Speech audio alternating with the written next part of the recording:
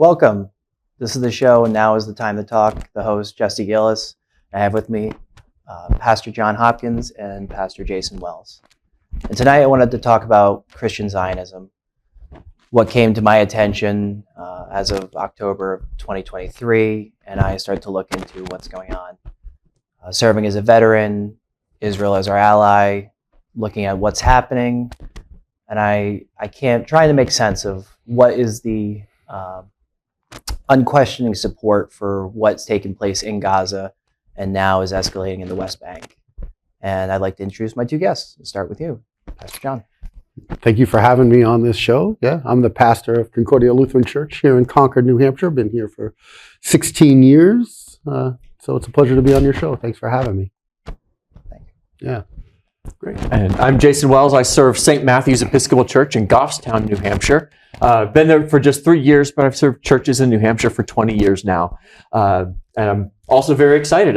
As we were saying just before, I've been to Israel and Palestine 3 times and have met some Christians there. So I hope to be able to bring that into our conversation a little bit as we explore this theology of Christian Zionism. Yes, and that's what I think I over-focused on originally was the theological aspect, the underpinnings of Christian Zionism. Mm-hmm. And there are some things that may not be as prevalent or relevant as far as for today, maybe Armageddon and the rapture isn't as relevant as opposed to the geopolitical, this is our ally, dedicated support. Do you feel that the former is dissipating? Is it going away, or? Well, I think my first thought is as we're seeing in the United States a rise in Christian nationalism. I would sort of like to put for myself. I would like to put the political geopolitics kind of in the front, in the foreground, and sort of pay less attention to the theology that I frankly disagree with. And we can, if we want to get into where that theology of Christian Zionism came from, that is something I think Jon and I can talk about. Yeah. But I think with the rise in Christian nationalism that we're seeing, that paying attention to that theological underpinnings is important for us, even if we reject that ideology, to be understanding of what people are doing and why they have that motivation for that foreign policy viewpoint. I think Jason and I are from traditions where we're not caught up in, Armageddon or the rapture. We tend to not focus on those and never really have. I mean, those are really more modernized theologies that came in like the 19th century into Christianity, and from, quite frankly, from ivory tower people, not from like just ordinary Christians. And so we Martin Luther, I'm Lutheran, so Martin Luther famously said, if you knew the world was ending tomorrow, what would you do? And he said, I'd plant a tree, meaning I just keep on living the life that God has called me to live. So we're not, in our tradition, at least in my tradition, we don't focus on, the end of the world is coming, and because we don't know.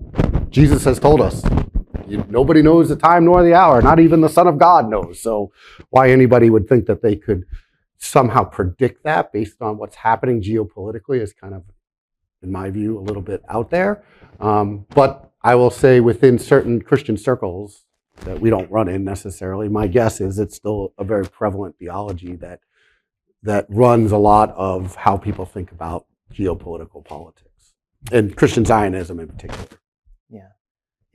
I see it gets highlighted in social media, the clips go around of, say, John Hagee or for Kufi or the Christians United for Israel. And they talk, that brings up the rapture, Armageddon, and a little bit of the Antichrist. And I think, my goodness, but that's not your garden variety of Christianity. That is something. Is that fair to say? Right.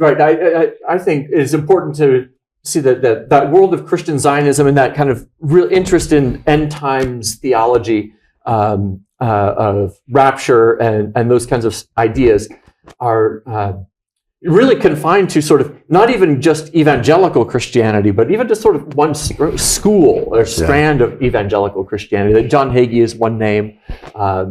In the 70s, there was that book by Hal Lindsey, The Late Great Planet Earth. I grew up with this in my circles of the Left Behind series in the 90s. of these series of books that really focused on this end time vision that is a very American Christian vision. I think, John, you were starting to get that really looks at the world in the view of the world is going to get worse and worse and worse, and we look for signs of wars. We look for all of these things that the world is getting so bad. Eventually, Jesus is going to have to come back and kind of wipe it all away, rescue the rest of us, rescue believers out of the mess, and punish everybody who brought the mess. That is, like you said, it's an American theology that showed up in the 1800s. As opposed to the broader stream of Christianity, the traditions of the Reformation, Catholic churches really had a view more like Jesus has asked us to build a world of peace, of love, of equity, and inclusion, all the things that are in the Sermon on the Mount. And rather than the world getting worse, we're called to build the world to make it better, so that when Jesus returns, he'll find something that looks like what he told us to do. And so there's this is sort of a certain strand of Christian thinking that does end with this sort of Armageddon, and then does build into it as we get to the Christian Zionism part of this desire to see Jews being sent back to the territory of Israel, to that land. To their ancestral land, where they would, and some of the thinking usually goes that they build a third temple, a new temple, and usher in this end times where the Messiah returns. So it kind of fits into this worldview that everything's getting worse, rather than us being called to build a better world around us. It also comes from, quite frankly, a very bad biblical interpretation, right? It comes from the texts that it draws from are from prophetic writings, most of them will be Daniel and Revelation, and those two texts are written from the standpoint, it takes all the context out of it, right? They're written from the standpoint of oppressed people, right? Who are trying to encourage people to have faith in the midst of that oppression, to stand up against, in Daniel's case, Nebuchadnezzar, right? The king who builds a false statue and what makes people bow to it, right? And in Revelation case, the Roman Empire that wants to make people subservient to only the Caesar and only to Caesar. So those two texts are actually against empire, right? But we live in empire. So now that we live in empire, people are interpreting that from that standpoint and coming out with what, and I would agree with what that wonderful thing that Jason just said. So they're coming out of it they're reading it from that perspective, they're coming out of it from that perspective, also a very individualistic perspective, right? The Bible is actually not written for individuals, it's written for communities of people. Right. So you come out of it with a very, very weird, I would call it weird biblical interpretation. Like if you've actually studied Revelation, you would know that, it's a message to these 7 churches to stand in their faith against oppression. And the violent imagery that's in Revelation comes from being subjected to that oppression, right? It comes from living in an empire that uses violence to silence people, uses violence to try to tell us that we have to follow all these precepts and rules instead of using the love of God, instead of using peace and harmony and faith and hope and joy. So I would just argue too, like for me, it starts with a bad biblical interpretation, and that gets you to bad theology. My guess is, though, the people who came up with it started from empire and worked their way back into the text, rather than read the text and understand the text for what it is. And it's we are in an empire. Yes. Yeah. And would you say, usurps Christianity for its own imperialism? I think so. I think this is what I see of the term, even the term Christian nationalism, right? Is reflects. You use the word weird. I use the word distorted. That it's taken small things and made them big, and the big messages get made very small. And I heard Reverend William Barber of the Poor People's Campaign remark, the problem with Christian nationalism is Christ. Right, Jesus was telling us to love the weakest and the most vulnerable around us, and that's not the language of empire. That empire distorts that and flips it over. It says that the strong and the rich and the powerful are those blessed by God, and those who are weak or vulnerable are those who are morally inferior, right? It has pulled that into it. Yeah, it has distorted that. So that Christian nationalism is not Christian because of its theology. It is not Christian because of its morals or its ethics.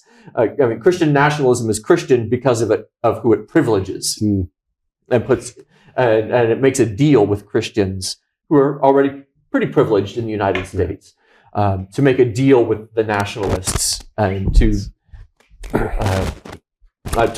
make a deal to work together, even if it costs our soul.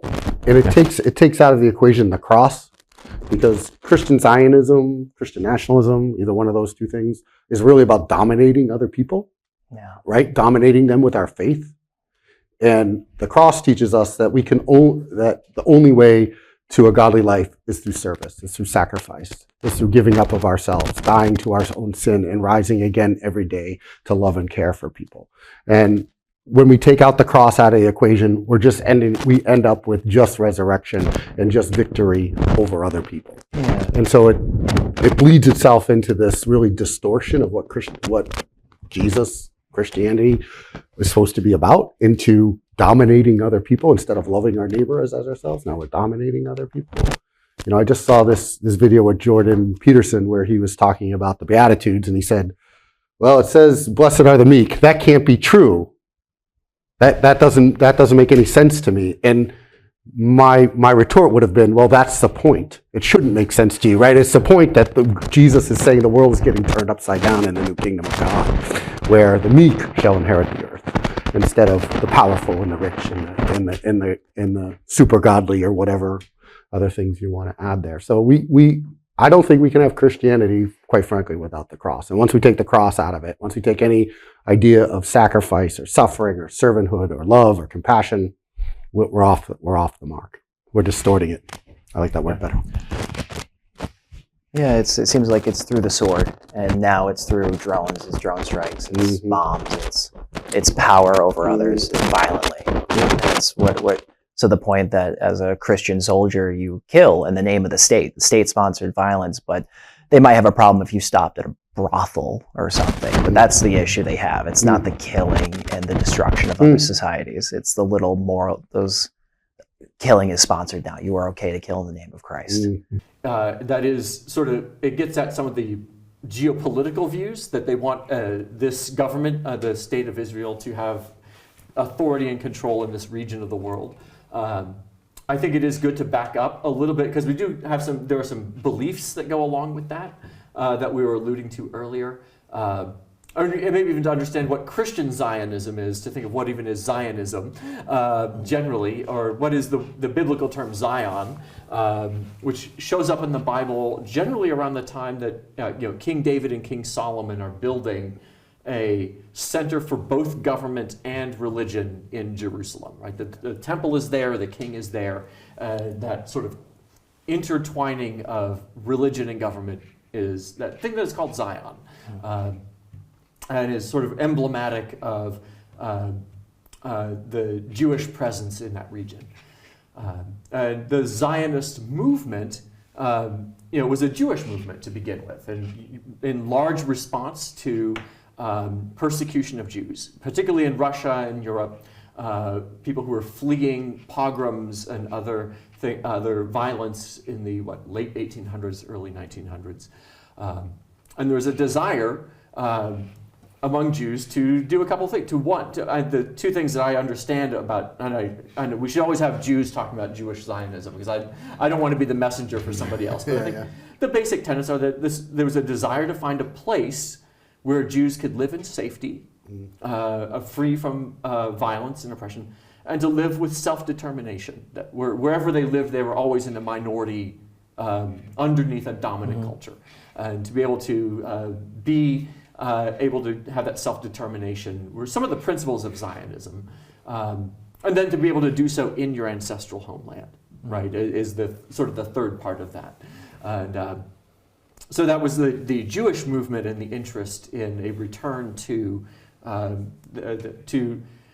and this is where it just starts to get tricky, that we talk about this region of the world as distinct from the state of Israel. So we use the word Israel, and we can sometimes mean the state and the government that is there now, or is it this region of land in between the Jordan River and the Mediterranean Sea, this far north and this far south.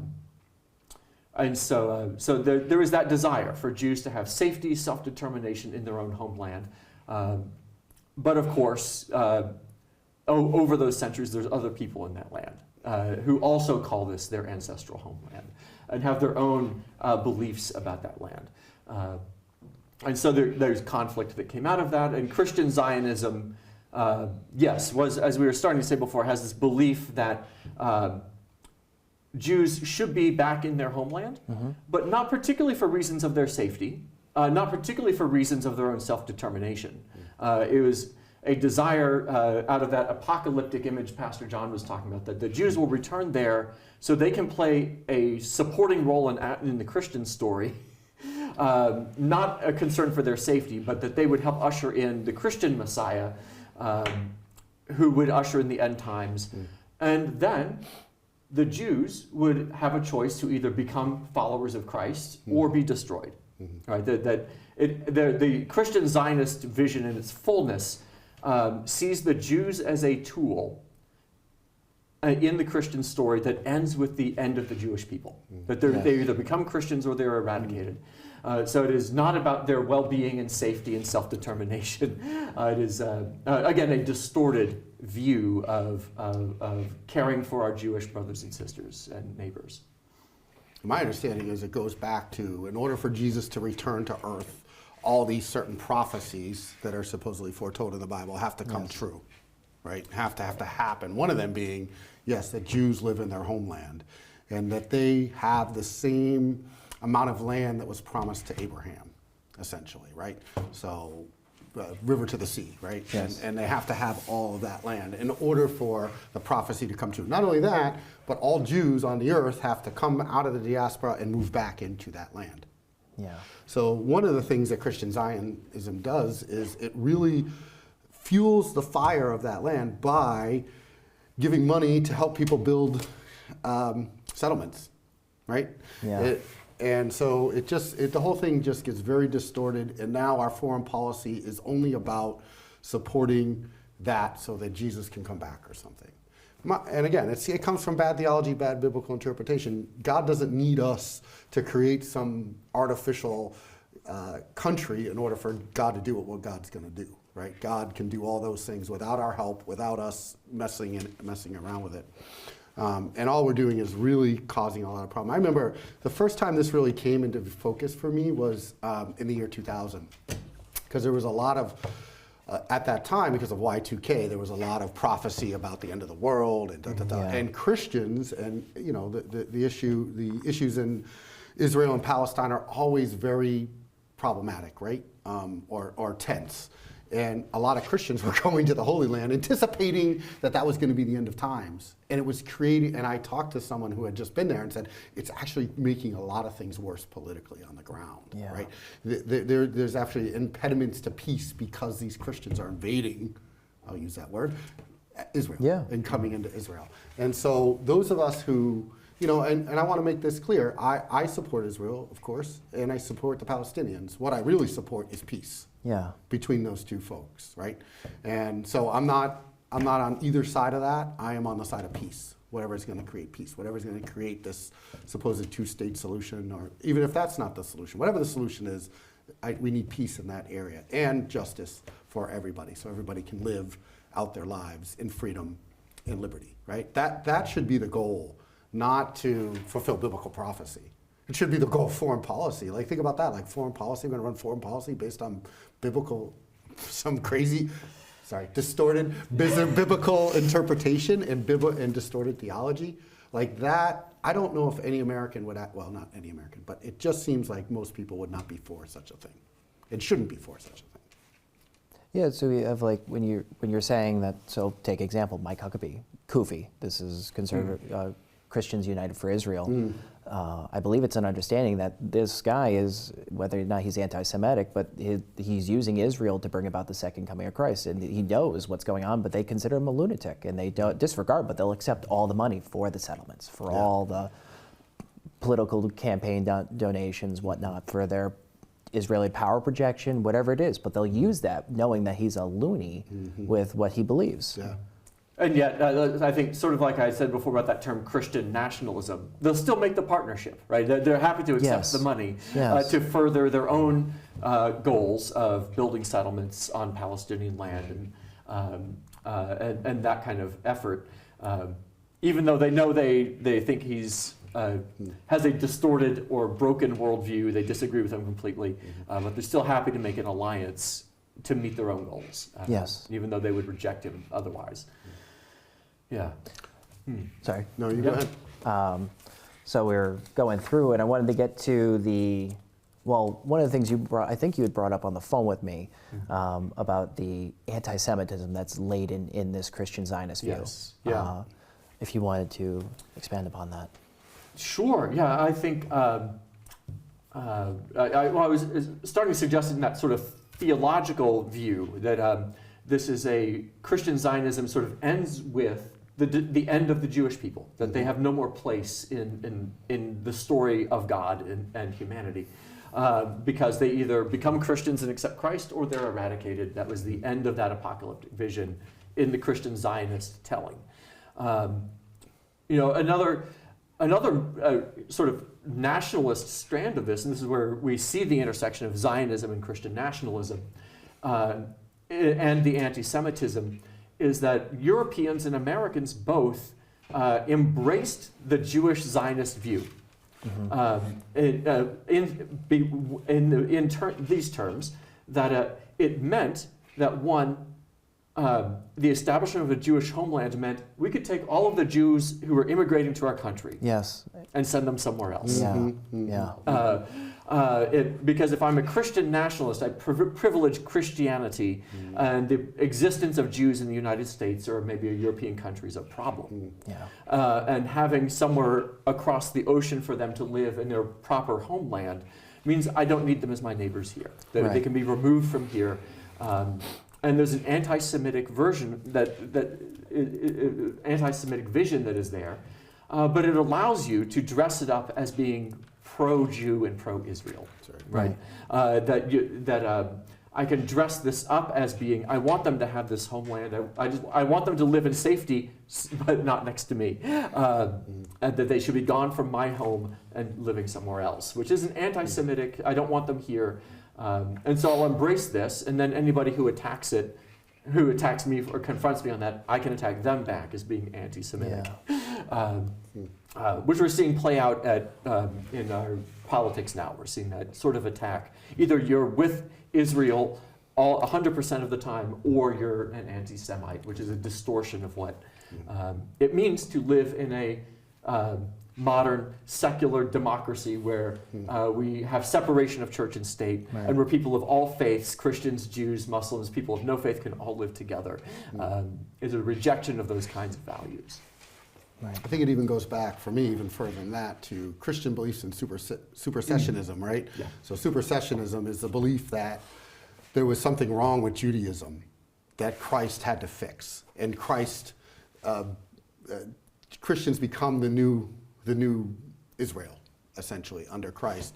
And I reject that under so many pretenses. Number one, there's nothing wrong with Judaism. Judaism is a beautiful religion that many people practice, and we share some commonalities, but there's a lot of, if you actually get down into the weeds, some very beautiful things that are different than Christianity in Judaism, and those things are not broken; they are fine. Let me give you an example.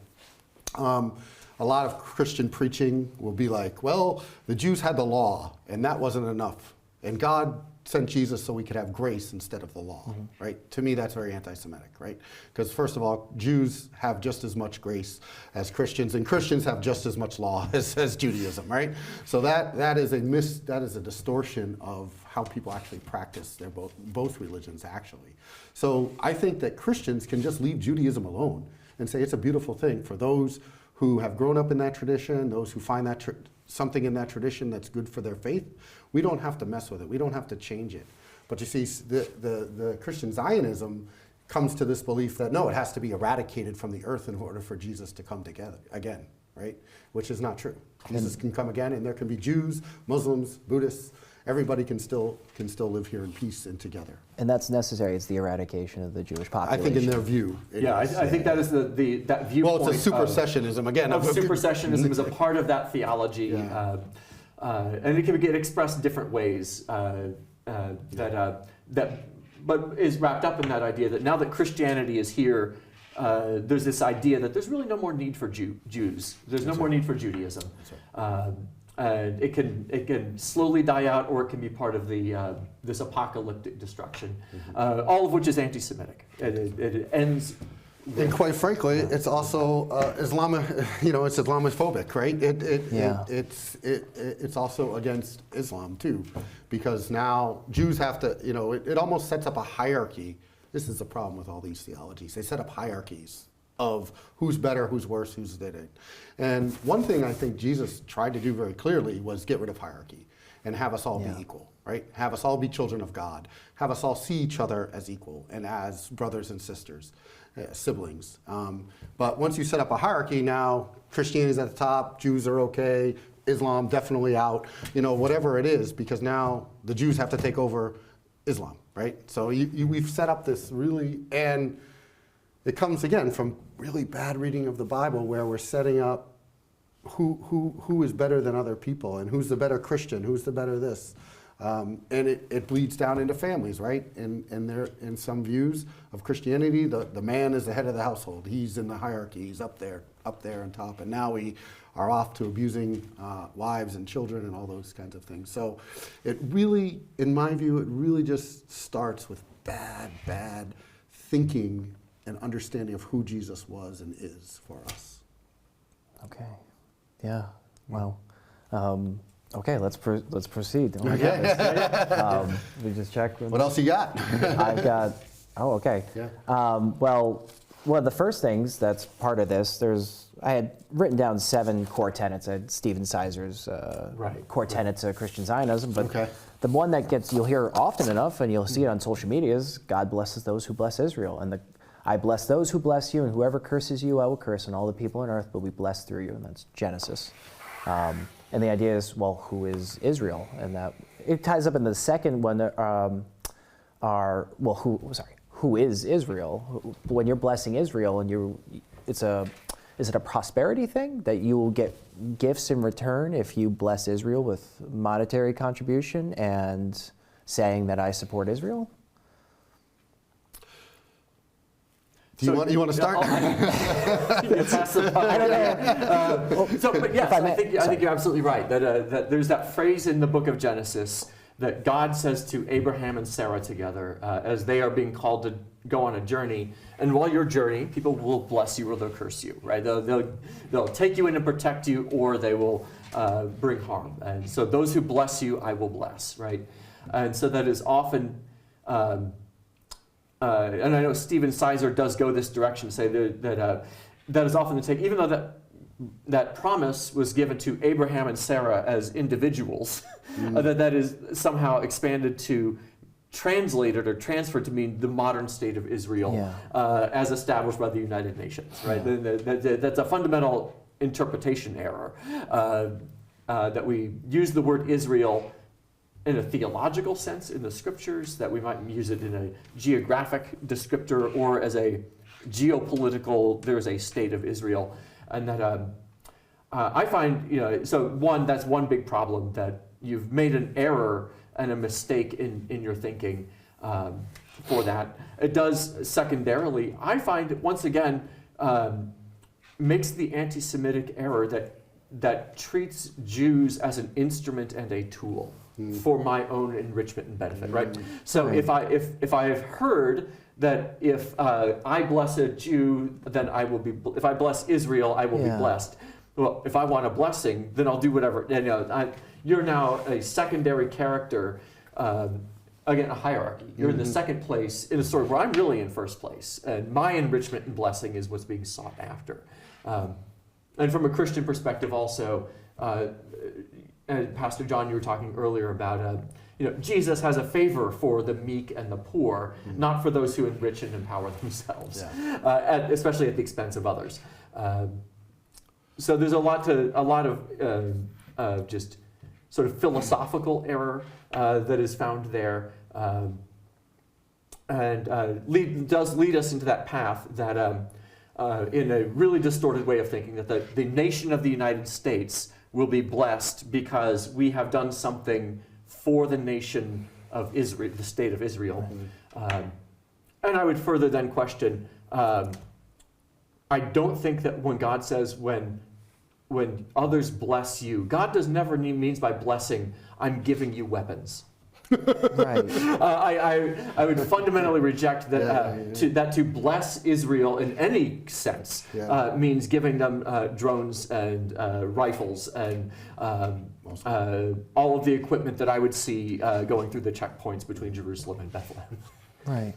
So again, this comes back to bad biblical interpretation. It's pulling out one line from a much larger story. That's one problem. The second problem is it's not taking that saying in context at all. Most of Genesis was written from the standpoint of people who were in captivity, right? They wrote Genesis. Genesis didn't get written at the beginning of the world. It got written when they were in captivity to explain where they were and where they had gone wrong, right?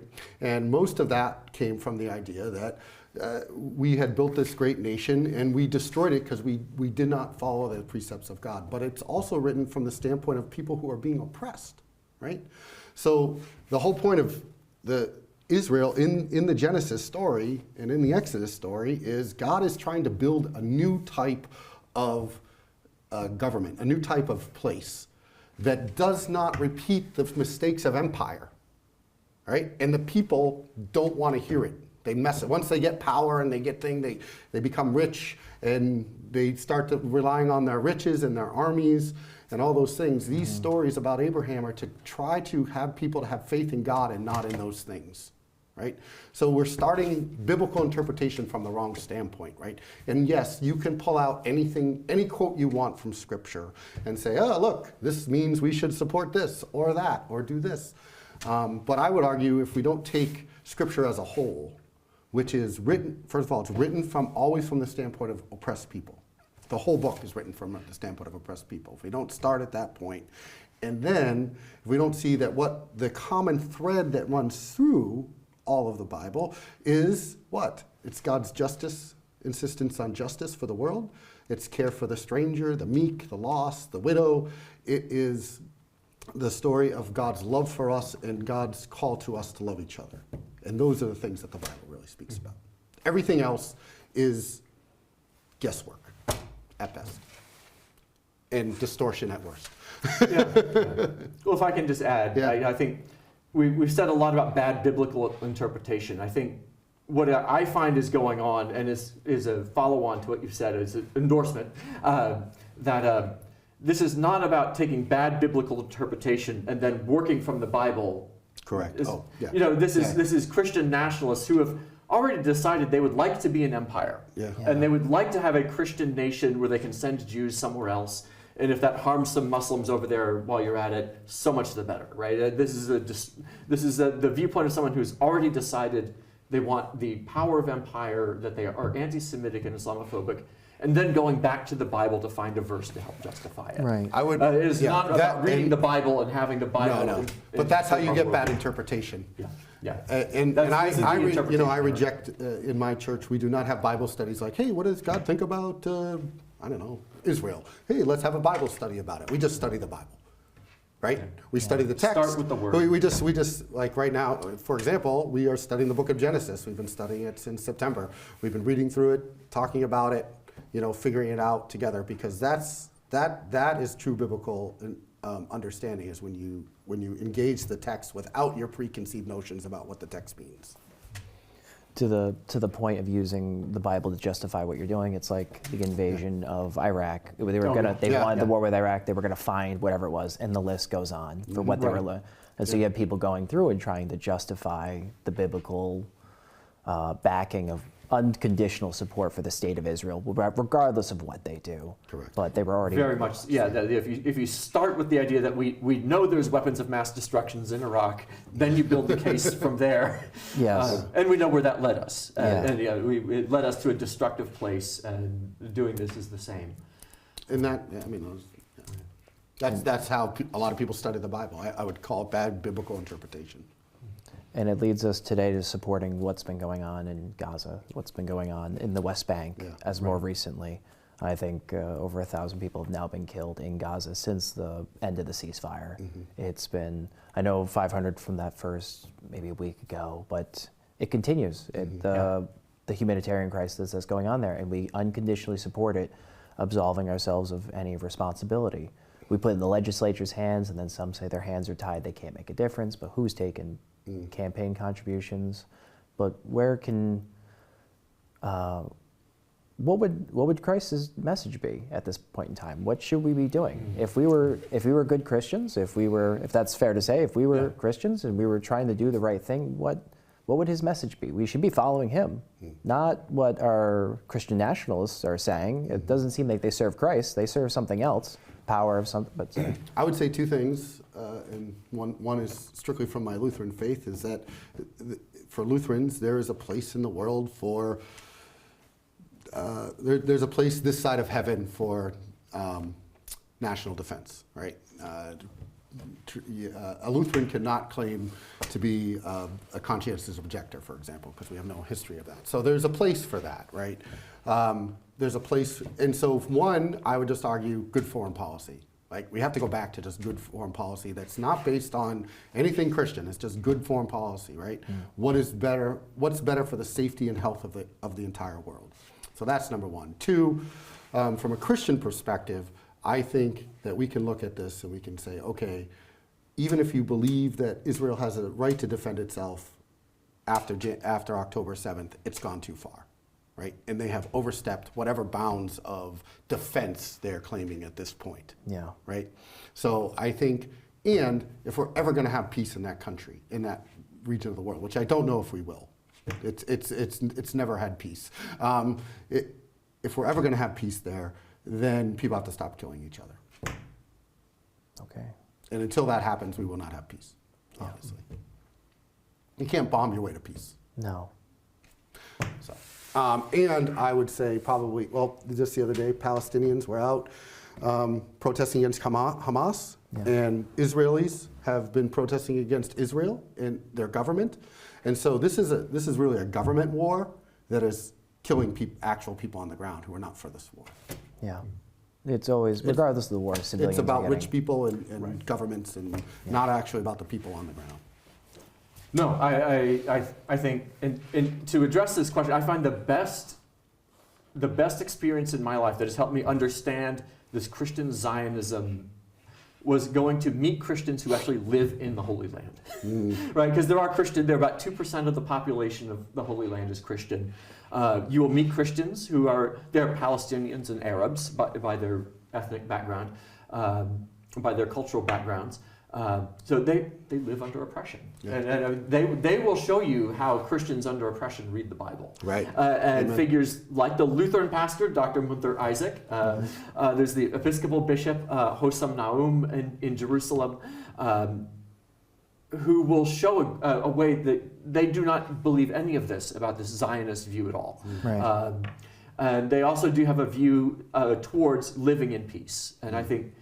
John, you were really getting at this idea of, that the Netanyahu government does not represent the Israeli people in the main. It does represent a far-right strand of Israeli thinking, but most Israelis want to live in safety and self-determination in their homeland. Yeah. Most Palestinians want to live in safety, self-determination in their homeland, in peace. The Hamas government does not represent the Hamas leadership does not represent most Palestinians. I remember meeting some Palestinian Christian college students in Bethlehem, and they simply told us, they have never voted in an election. The last time the Palestinian Authority held an election, they were too young to vote. They do not have right now the self-determination to find their own leadership in a democratic manner. And so on the ground, most Palestinians, most Israelis want peace, safety, self-determination. And when you, there's a sort of a beautiful vision of what might be there. And I would encourage you or some of the viewers who are out there, you can go and find, there are social media pages for the churches, the Christmas Lutheran Church in Bethlehem, St. George's Cathedral in Jerusalem, and they will share the statements of the Christian leaders there who want to see, and they'll say, they will even say, we want a two-state solution on the 1967 borders. They do not usually say in those public statements, we want the eradication of Israel, or, they don't say that death to anything kind of statement. It is, we want a West Bank and a Gaza that is able to control itself in peace along those old borders. And it's actually, I find, a very hopeful vision, and one that might be achievable if some of those conditions that John is talking about come about. Okay. Yeah. Got to hold out hope. Always got to hold out hope. Hold out hope. And hold out hope that the people, that their voice will raise to the top, and politicians will not be the ones who win the day. Okay. We're wrapping up on time here. Where can people find you, Pastor John? Where can they find me? Yeah. Well, Concordia Lutheran Church is at 211 North Main Street, Concord, New Hampshire. Okay. Sunday services, 8 and 10. I'm also just around, so I hope I see people around town and just run into people, yeah. Okay. And what else were you thinking of when you said find me? Oh, just find, where are you? Where's your congregation? Oh, yeah. 211 North Main Street. I think we actually mentioned it. We talked over by about the Kimball Jenkins estate, if that helps people. Okay. Sometimes that helps people find us. We're in a weird little section of Concord, so. Okay. And then? So I am the rector at St. Matthew's Episcopal Church in Goffstown. You're right next to the Kimball Jenkins estate. Yeah. I'm across the street from the Sully's grocery store. That's where I am. That's where St. Matthew's is, but worship services at 8 a.m. and 10 a.m. I am there. Our website is stmattsepiscopal.org. If people want to learn a little bit more about us or find us on Facebook, where we post quite a bit. And that's easy. We're easy to find. Yeah. And like John, we're frequently out and about at prayer vigils for this or that cause. So if you're active in some of the faith-based activism world, you'll probably find one of the two of us there. Yeah. Thank you both for being here. That's all the time we have. Thank you for having us. It was a nice conversation. Thank you. Appreciate it.